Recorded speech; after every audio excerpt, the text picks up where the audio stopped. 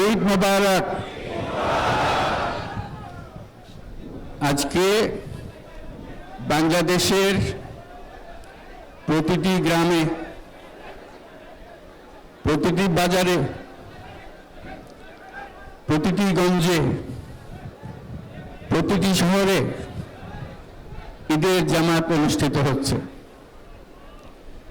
আমরা জাতির পক্ষ থেকে জামাতে যারা যেখানে শরীক হয়েছেন তাদেরকে ঈদ মোবারক জানাচ্ছি। একটু জোরে বলেন, তারা যেন সবাই শুনতে পায়। যারা ঈদের জামাতে শরীক হবার সুযোগ পাননি তাদেরকেও আমরা ঈদ মোবারক জানাচ্ছি, সেটাও জোরে ঈদ মোবারক দেন। আমাদের মা বোনেরা, মহিলারা যারা ঘরে আছেন তাদেরকেও আমরা জাতির পক্ষ থেকে ঈদ মোবারক জানাচ্ছি।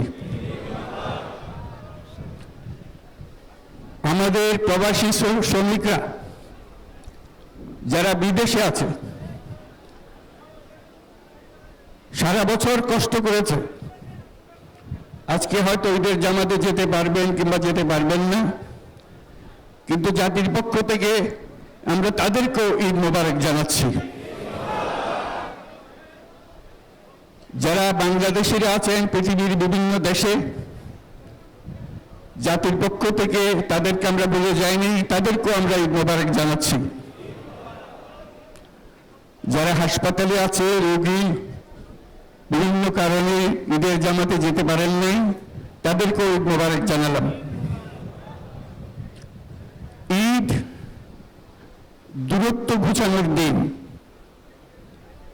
নৈকট্যের দিন, ভালোবাসার দিন। আজকে সেই দিনটা আমরা যেন গভীর ভালোবাসার সঙ্গে উদযাপন করতে পারি, সেই মেসেজ আমরা যেন সবার কাছে পৌঁছে দিতে পারি। আজকে একটা অটুট ঐক্য গড়ে তোলার দিন, এবং আমরা স্থায়ীভাবে এই ঐক্য গড়ে তুলতে চাই। ঈদের জামাতের এটাই আমাদের কামনা।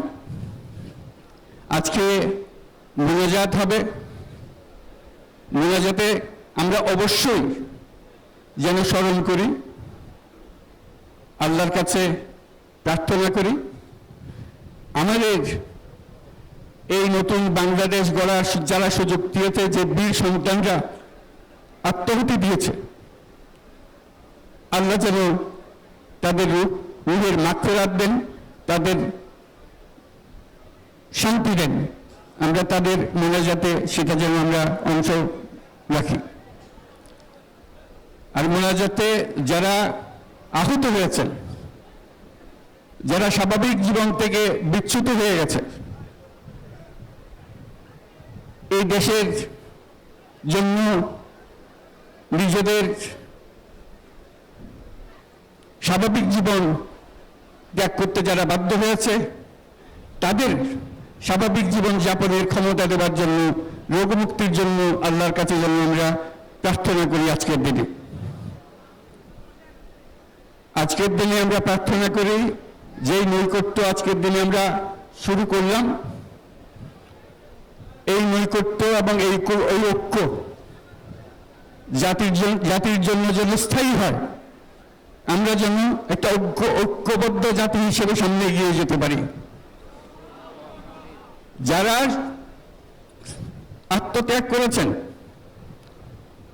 যারা নতুন বাংলাদেশের স্বপ্ন বাস্তবায়ন করার জন্য নিজের আত্মাহুতি দিয়েছেন, বেঁচে থাকলেও স্বাভাবিক জীবন যাপন করতে পারছেন না, তাদের স্মরণে আমরা যেন মোনাজাত করি আল্লাহর কাছে। আমরা অবশ্যই সেই স্বপ্ন বাস্তবায়ন করব। শত বাধা সত্ত্বেও, যত বাধাই আসুক, আমরা ঐক্যবদ্ধ জাতি হিসেবে এই নতুন বাংলাদেশ গঠন করব ইনশাআল্লাহ। এই মোনাজাতটা আপনারা সবাই মিলে একসঙ্গে করবেন। ধন্যবাদ সবাইকে। ঈদ মোবারক সবাইকে।